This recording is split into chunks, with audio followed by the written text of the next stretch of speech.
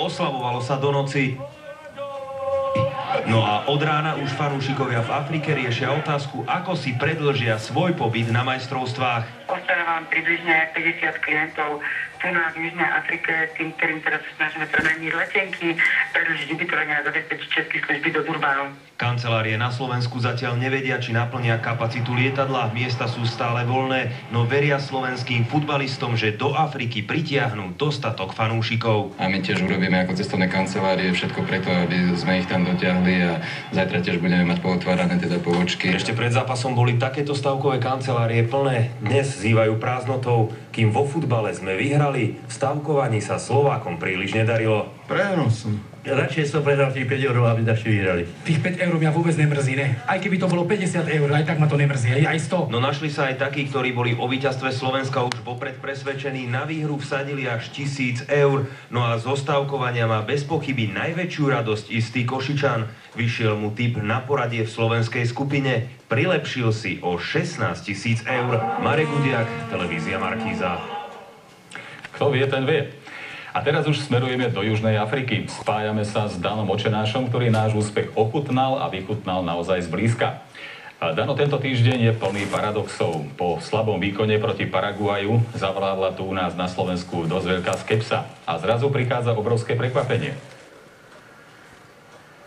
Áno, je to obrovské prekvapenie, naozaj fantastické, ako som mal možnosť teraz počuť, tak tá eufória aj na Slovensku, ale takisto aj tu v Juhoafrickej republike, pretože prišlo naozaj veľmi veľa slovenských fanúšikov.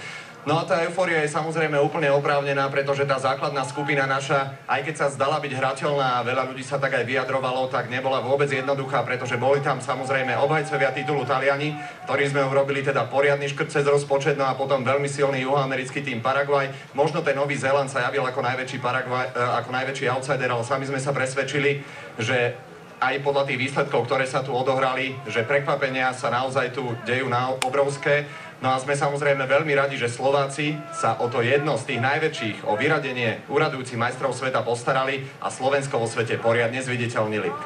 Dano, a pocítil si to zviditeľnenie, tak povediac, na vlastnej koži? Áno, naozaj sme to pocítili aj s kolegom Mirom Špačkom už hneď ráno, ako sme išli na raňajky, tak celý personál hotela nám gratuloval. A je to také zaujímavé, pretože naozaj ľudia nepoznali veľmi teda, kde je Slovensko. Niektorí sa možno chytali na Československo, ale Slovensko nie. No teraz si to už pamätajú, všetci nám veľmi zlato gratulovali a hovorili, že je to naozaj najväčší úspech, pretože vyradiť obhajcov Ellis Park v Johannesburgu, kde sme stretli aj množstvo samozrejme talianských fanúšikov. No a tí nám sami hovorili, že boli veľmi milo prekvapení slovenským výkonom a nebola tam žiadna zatrpkutosť, práve naopak nám gratulovali a hovorili, že sme si to víťazstvo zaslúžili. No a želajú nám v ďalšom priebehu veľa úspechov a hráčom tento úspech aj dopriali. Dano, a čo naši hráči? A keď už hovoríme o zviditeľňovaní, aký je ohlas vo svetových médiách?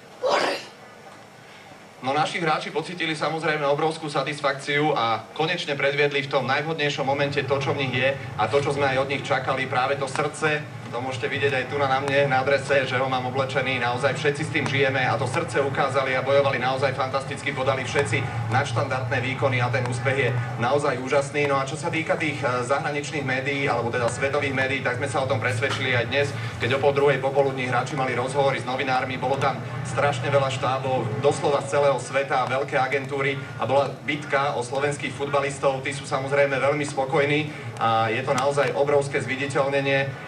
Takže záujem veľký, na titulkách boli Slováci aj tu v miestnych médiách a naozaj sa dostali úplne všade. No čo už tomu dodať, hlavne držme palce, no a nech to vyjde, dajme tomu aj v pondelok s Holandskom.